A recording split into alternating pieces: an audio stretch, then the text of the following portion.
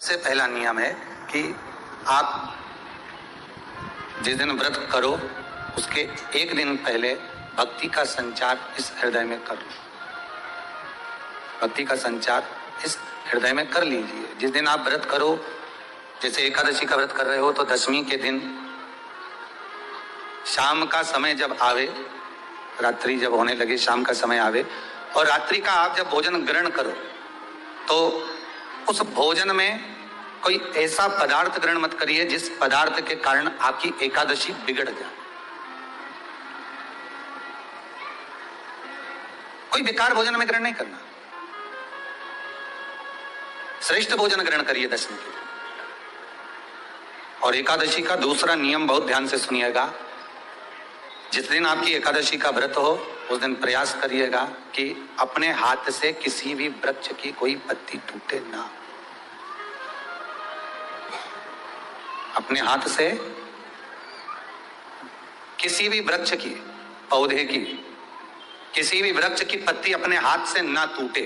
बहुत ध्यान दीजिएगा महाराज। एकादशी का ये दूसरा नियम है कि अपने हाथ से किसी पौधे की, किसी वृक्ष की, किसी डाली की कोई पत्ती टूटे ना, कोई पत्ती ना टूटे, इसका प्रयास करिए।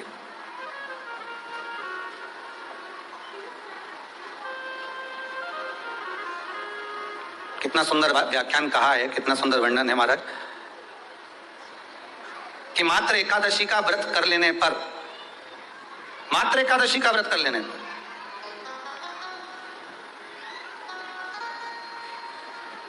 जो पूर्व में किया गया हमारा पाप कर्म है, हमने किसी जीव की हत्या करी है, हमने किसी को कष्ट प्रदान करा है, हमने किसी को अपशब्द कहा है, हमने किसी को ताने दिए, हमने किसी को आड़ा टेढ़ा कहा है, हमने किसी को गालियां दे दी है, मात्र एकादशी का व्रत ही कर लेने पर ये सारे जो दोष हैं वो समाप्त हो जाते हैं। सारे दोष हमारे समाप्ति पर आ जाते हैं।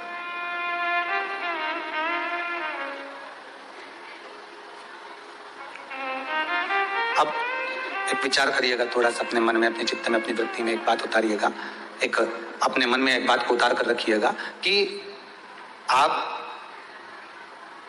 अपने पाप को, अपने पाप कर्म को जिस दिन क्षीण करने वाले हो, समाप्त करने वाले हो, अपने पाप को आप जिस दिन समाप्ति पर लेकर जा रहे हो, तो उसके एक दिन पहले आपको प्रसन्नता होना चाहिए कि नहीं होना चाहिए कि कल मेरा पाप कटने वाला है, कल मेरा पाप समाप्त होने वाला है। जो मैंने पाप कर्म करा है वो समाप्त होगा, जो मैंने पाप कर्म करा है वो कल समाप्त हो जाएगा। तो एक दिन पहले आपके चेहरे पर प्रसन्नता हो कि ना हो?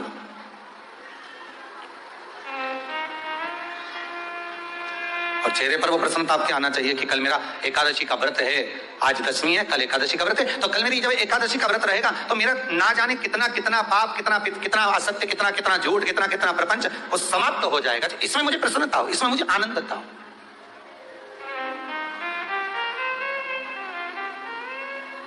तो क्या कहा गया कि प्रयास करिएगा कि एकादशी के दिन कोई वृक्ष की, कोई डाली की, कोई कोपल की कोई पत्ती ना तोड़ी जाए। क्यों?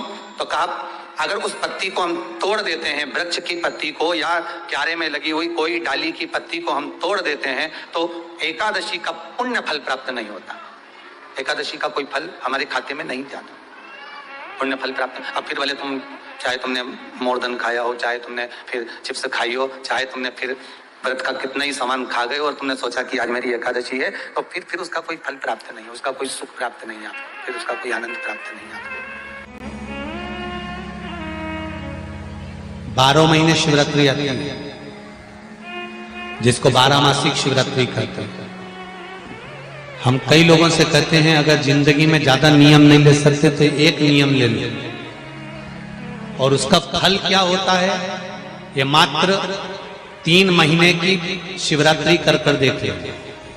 केवल 3 महीने की शिवरात्रि, ज्यादा कुछ नहीं कर सकते। हर महीने शिवरात्रि आती है। प्रत्येक शिवरात्रि के दिन 3 जगह पर दिया लगाना प्रारंभ कर दो। पहला बेलपत्री के वृक्ष के नीचे, दूसरा शंकर भगवान के मंदिर पर, तीसरा आंवले के वृक्ष के नीचे। केवल ये 3 जगह पर दिया लगाना चालू कर दो। कौन से दिन? हर महीने की जो शिवरात्रि आती है, मासिक शिवरात्रि जो आती है, आप 12 महीने का नियम बनाओ कि मैं 12 महीने की शिवरात्रि का व्रत करूं ना करूं। मैं शंकर के मंदिर में 12 महीने जो शिवरात्रि आती है उस शिवरात्रि का नियम लेती हूं कि शिवरात्रि के दिन मैं दिया लगाने 3 जगह पर जाऊंगी। पहला, बोलते जाओ जम के, बेलपत्री के नीचे। दूसरा, शंकर भगवान के मंदिर में या शिव मंदिर की चौखट पर। तीसरा, आंवले के वृक्ष के नीचे। ये 3 जगह पर आप प्रणाम कर कर, झोली पसार कर बाबा देवाधिदेव महादेव, माता लक्ष्मी और पार्वती के नाम से दिया लगाना प्रारंभ कर दीजिए। 3 महीने की शिवरात्रि पूरी हो, ये निश्चित है अगला पत्र आपका इस जगह पर मिलेगा कि बाबा ने मेरा ये कार्य किया।